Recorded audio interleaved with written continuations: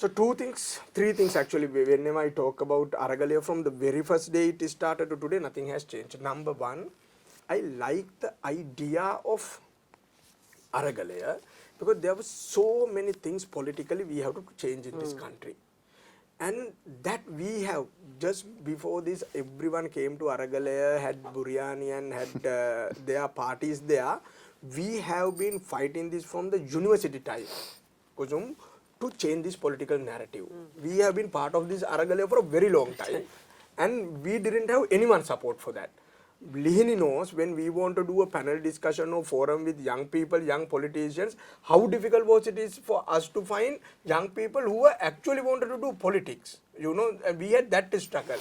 So I am so happy today this country has become a very politically conscious country. Today, if you talk to 10 young people, 9 knows what is happening politically. They are politically aware, they are politically conscious. If you organize a political forum, we do that a lot as Next Gen SL, where all the young politicians from all the parties come to today we have a massive audience and people who have even fought with each other.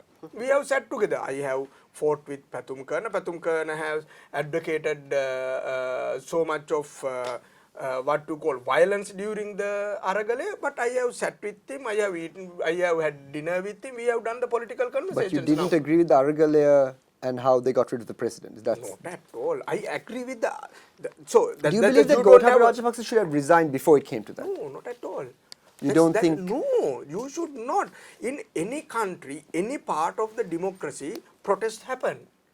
People revolt against the governments. People criticize the ongoing political mandate. So you change that, not the president, not the people you elected. You don't the think people it you was, elected, you change during the next election.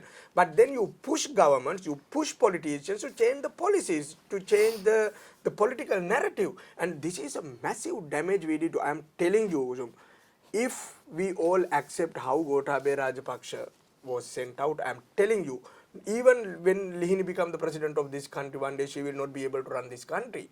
Then another 10,000 will come to the road and got into her house and send her. So I think it's a good option to bring Lihini in. What do you think, Lihini? Because what he's saying essentially is that the Aragalayas, while the Aragalayas' positions he agrees with, how it operated was undemocratic, and that he doesn't think that Gotabaya Rajapaksa should have resigned, despite the pressure from virtually all parts of the country. So could you come back on that? So there are different things in the Aragalaya. You can talk about the Aragalaya, the narrative there, which is the positive narrative, the unity, everybody coming together, the harmony part.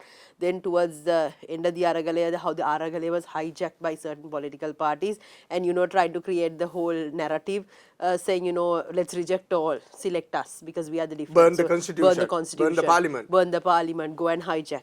I personally don't endorse. I mean, I was also one of the people who marched from Hulstorf with the lawyers on that day.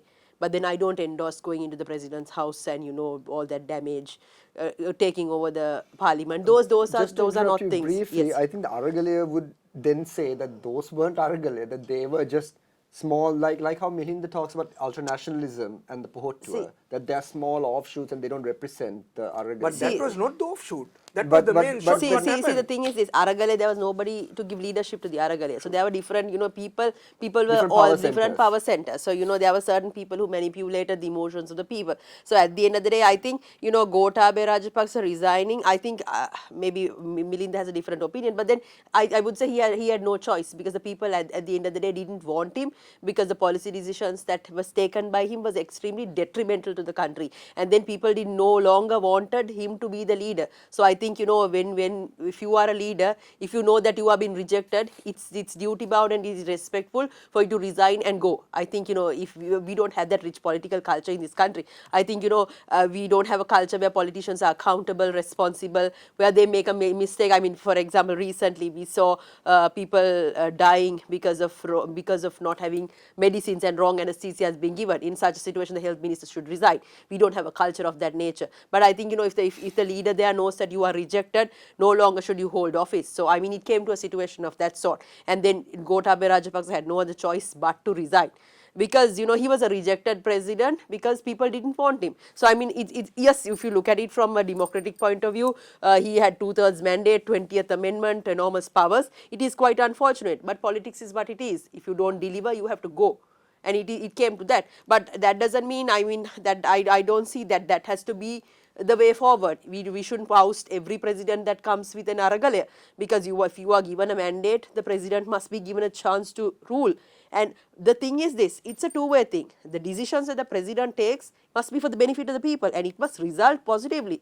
Every decision that you take can't be to the downfall of the country. But when it came to Gotabaya Rajapaksa, the fertilizer issue, the tax issue, all the decisions that he made, his way of decision making, his way of communication, and his, the way he was dealing with the professionals, I mean, the people around him also started rejecting him. So then he had no other choice, and it was kind of like a standstill, but for him to go. So I mean, it came to that. I mean now pointless talking about the whole thing. We can go on and analyze, but I think, in a democracy, if you are democratically elected, you must give the president or the prime minister the right to rule. And then elections also must be held in due time. And no president has the right to stall elections. One thing I want to say this, our leaders must understand that they are temporary custodians. They're not here forever. And they are not here to manipulate the law for their survival.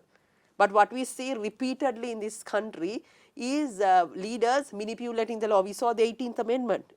We saw the 20th Amendment. Now we are recently seeing another act which has been Private Members Bill, which has been put forward regarding the local councils, which is dissolved, that it should be reconvened. I mean, this is people's mandate.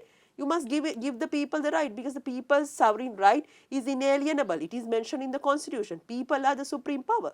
So politicians must understand that if you don't deliver, you have to go. You're not here forever. I mean, that is the culture. I mean, I believe Milinda and all of us, when we do politics as young politicians, we are able to come together to one particular platform, agree, disagree. And if he's wrong, we'll say you're wrong. But you have to acknowledge that fact. And if I am a failure, I must go. Applies to all.